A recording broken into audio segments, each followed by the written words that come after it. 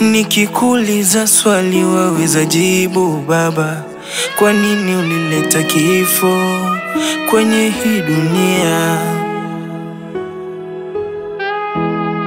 Tena ni fumbo kali liso na jibu.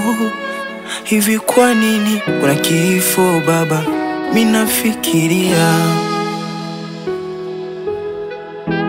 Sambona imekuwa mapema sana, ni atufute machozi kapesa, wetangulia pema, tutaonana kipenda Mwenyezi. Ulipenda michezo, mtu wa watu, mtu mwenye kupenda kujali utu, mtu mwenye roho safi sio ya kutu.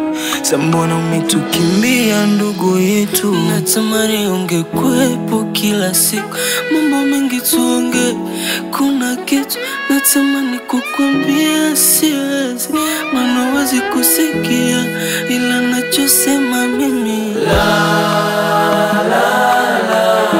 Lala, welala kipenzi, tutaonana kipanga maulana, kwani njia yetu ni moja.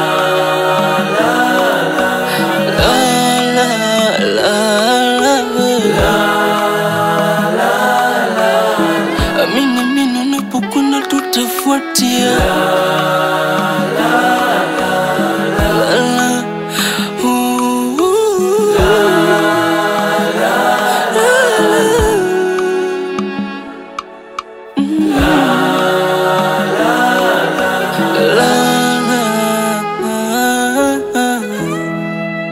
Mondoka ghafla bila kuaga, lakini pumzi yetu inakuita kwa maumivu. Tulikuwa wengi, sasa tumebaki na pengo la mtu mmoja aliyegusa wote kimya kimya.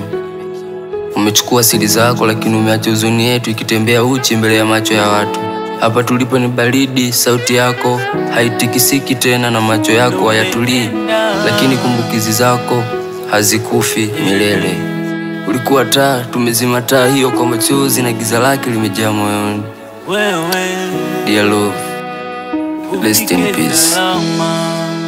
Na kama tulikosa utusame, ulipokosa tumekosame, wetangulia tutaonana. Unata huyo Humbo Man 6 Abubakari na Ibati, umewachia simanzi, umewachia majonzi.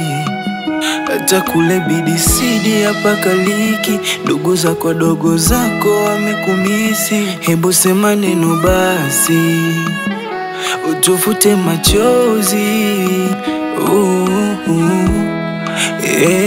Natamani ungekwepo kila siku, mambo mengi tuonge, kuna kitu natamani kukwambia siwezi, maana huwezi kusikia ila nachosema mimi.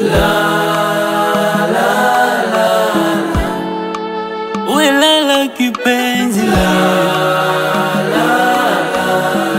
ipo siku tutaonana tena, ile story utanisimulia tena. Welala,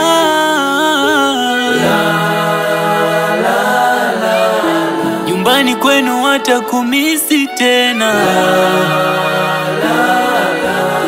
washikaji zako tutakumisi sana. Welala.